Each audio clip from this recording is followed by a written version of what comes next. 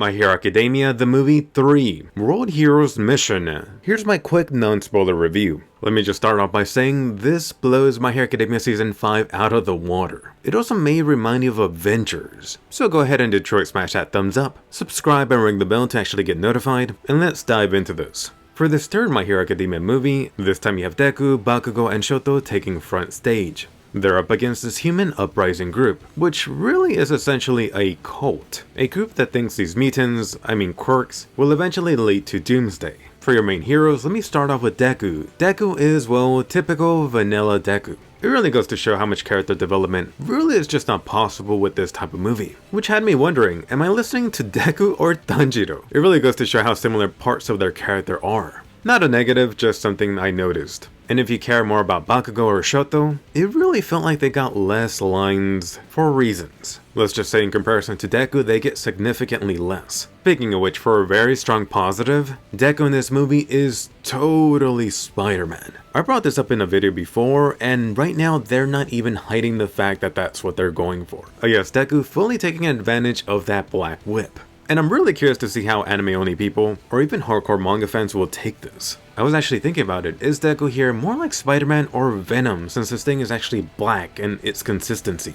For the actual story here, not going into spoiler details, the first half, or actually 2/3 of it, it really is getting from point A to point B type of story. There's definitely better comparisons, but it actually made me think of Terminator 3 for some reason. You gotta protect someone or something while being chased by villains and the police. And then the last chunk of it is really just dealing with the big bad, the villain stuff. For Avengers, it actually reminded me of Avengers Infinity War. Really with all the various heroes that they showcase on screen, meaning you do have other hero teams doing their hero stuff worldwide. Besides the main trio, I actually really like the setting of this place, which is outside of Japan, and they didn't name a specific city or place, but it felt like it was a mixture of San Francisco, New York. Some of the building and architecture reminded me of places in Europe and South America, although when I saw how quickly they busted out their guns, I'm like, this is definitely the US. As to whether this movie is canon, or how much of the My Hero Academia anime you're supposed to have watched before seeing this, the movie actually does showcase the scene of Deku losing control of the Black Whip recently.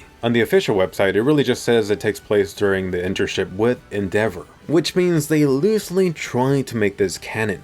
I actually got into a conversation with my Japanese buddy about this. This is really just speculation, but it makes sense. It's really just better to be vague about it. Because if you say it's not canon, you're really just gonna lose a chunk of fans. Why pay $20 to see this when it's not important? Instead, you could be vague about it, you get fans debating about this stuff, but more importantly, you get all the money. But anyway, as for the Deku, Shoto, and Bakugo fight scenes, really quickly, I'm ranking all three of them.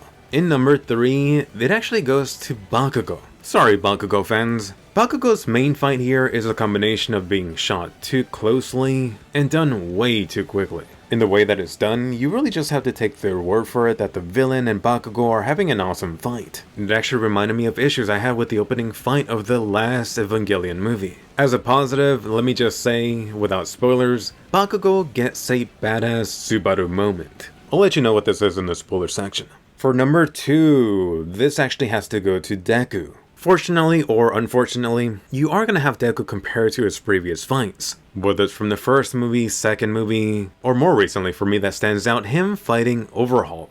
Let me just say that because of that, I was really not impressed. If anything, it's not even due to what was actually showcased on screen, it's just that Bone Studio has set the bar that high for themselves. Perhaps even restrained a little bit by trying to make this questionably canon. And number 1 actually has to go to Shoto, Mr. Ice and Fire. The beginning I really didn't care for, but the second half, it's like damn. This might be the best thing done with him. I really love the use of his power set here. I'm surprised it hasn't been done before, and I'm a little behind in the manga, maybe it has. Not to mention the gorgeous use of fire and ice animation. For any of the fight scenes, this scene is definitely up there for me. It just made me ask, how is that opponent even alive after that? Which actually brings a nitpick for this. You know the villains for this movie, they're fighting humans. The things that Shoto and Deku do, there's no way you're gonna come out of this without wondering how they didn't kill like 20 or 50 people. These guys should have either been barbecued, or they should have had their bones shattered or bodies turned into jelly.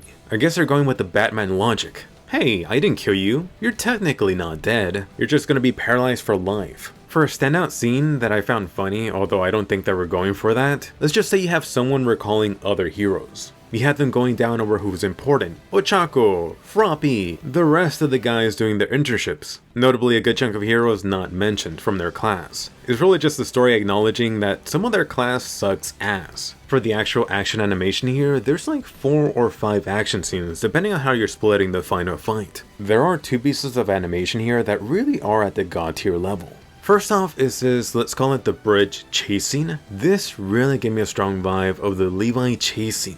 When the movie comes out globally, I'm sure the comparison is going to be made. I want to go back and see this a second time just to see this piece. And then this second piece of animation, let's call it the helicopter scene. This reminded me of the Levi vs Beast Titan fight scene. And don't get me wrong, I'm not comparing the emotional weight, but strictly the animation, the amount of movement, how this is framed. I think this was all done entirely in 2D animation. It's one of those type of scenes that you want to go look at frame by frame. It could have easily failed, but they actually managed to pull it off. And it does involve the 3 heroes. For a standout memorable character, let me just call her the bow lady. I freaking loved her power set. I mean light arrows? And I had to double check because she reminded me of someone else. I really wish she was in the main anime.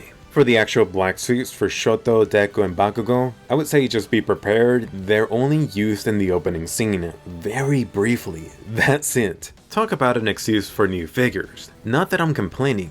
I really want to get one of them, I'm not sure which one. For another positive, let's actually talk about the world building. It does feel rare, but I really do like seeing the hero world outside of Japan. Like, how does the actual world function? Much like the previous movies, this movie also gives you a glimpse of that. As for the new movie-only guy, the guy named Rody, let's just say Deku spends an awful lot of time with him. Let me just say I think the guy's alright. Maybe the most memorable thing from him is that he has a pet bird. I might rank him second among these movie-only characters. And I do acknowledge Melissa from the first movie has this unfair connection to All Might plus her papa that instantly gives them a boost. Besides the main 3 heroes here, from the other heroes, I do have to bring up Endeavor. Something happens in the movie that's really subtle, but I think this guy deserves a massive amount of credit. Unfortunately, it happens so quickly, I think most people will miss it. I'll talk about this in the spoiler section. So a lot of positive stuff, going into some of the lesser stuff. Some negatives or nitpicks. First off, a light nitpick. Can we just talk about the Stormtrooper aim here? There are points in the movie where these guys are getting shot left and right. There's really no reason other than plot armor that Deku and friends did not get freaking shot. And don't get me wrong, I could ignore some of this, but it's done so much. I mean, at least show them trying to dodge. But no, Deku and friends run headfirst into bullets. For another nitpick involving Deku's phone, at this point it's becoming a trope. You gotta have a scene in the anime where they actually get their smartphone destroyed somehow. I don't know whether to be annoyed or just applaud you at how ridiculous that was. Not a negative for me, but I could see how some of you will not enjoy this. You do spend a good amount of the movie just traveling with Deku, which really just means you get a point in the movie where it almost feels like a montage of just backgrounds and visuals. Hell, they even play a song over this. At the beginning of this, I was like, oh no, they're actually doing that. But strangely, it worked for me.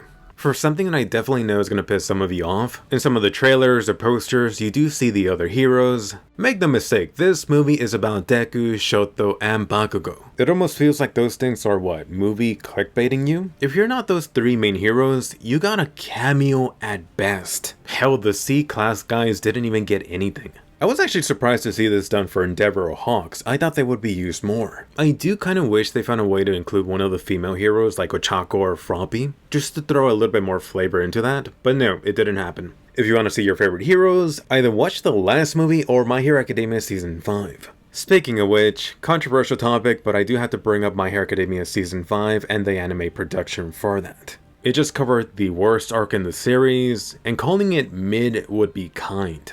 With this 3rd movie out now, it's definitely clear now. How Season 5 has been handled, some events moved around, it's all been done to set up this My Hero Academia 3rd movie.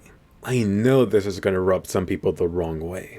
I don't know if I would actually call this a negative, but it is something questionable. This idea that it really just comes down to this 3 kid heroes to save the world, but at the same time, it's not even that. It's more so that these 3 heroes happen to be at the right place at the right time. Like, how badly is the state of the world post All Might? Like, Endeavor, Hawks, and the other top heroes, what are you guys even doing?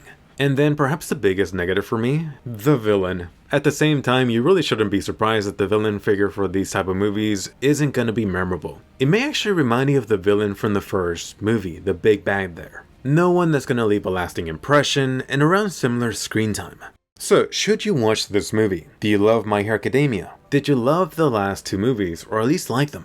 If so, you get a plus ultra yes, watch this. I actually can't wait to watch this again next week. Despite some minor issues or nitpicks, I think overall I may rank this as the best My Hero Academia movie so far. Hell, it might actually be the best superhero movie this year period. So far anyway. For how the 3 movies are ranked, and number 3 I would actually say the second movie, number 2 I would actually say the first movie, and really just since I saw the movie early at Anime Expo, I mean watching this with like 1,000 hardcore My Hero Academia fans, that really left an impression on me. Especially everyone cheering in the finale. And then right now, I rank 1, I would give it to this movie. So if you have seen it, definitely post your thoughts or mini review below. If you haven't, are you hyped to see this in theaters? Do you think My Hero Academia could beat Demon Slayer? Anyway, getting into spoilers, although there really isn't much to actually talk about. If you have any spoiler question or topic, post below, the quicker the better.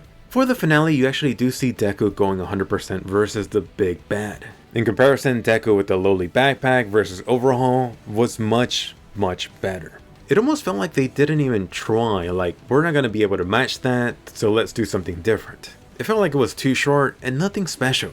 You just have Deku going plus ultra for the win. For the actual bow user, I did double check, she's not actually the same sniper girl that appears in the manga, although her power set is extremely similar. I wouldn't be surprised if they come out later and say that these two are related.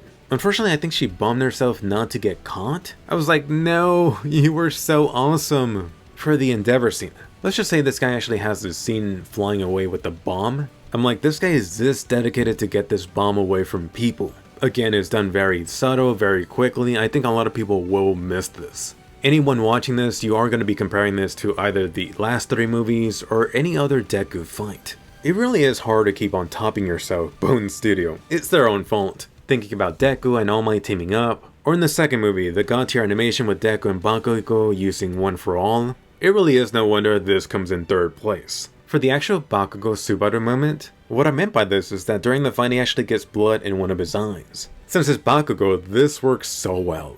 And I think I would need a double check, but I think Bakugo even had his own All Might pose moment, except he did this thumbs up instead. But anyway, fun bonus, post below which is your favorite hero from the 3, Deku, Bakugo, or Shoto. Go ahead and check out my recent Attack on Titan Blu-ray comparison, that took so long. I almost feel burnt out due to that. Do subscribe and ring the bell for more juicy videos. Don't miss my video complaining about Japan, and I'll see you guys later.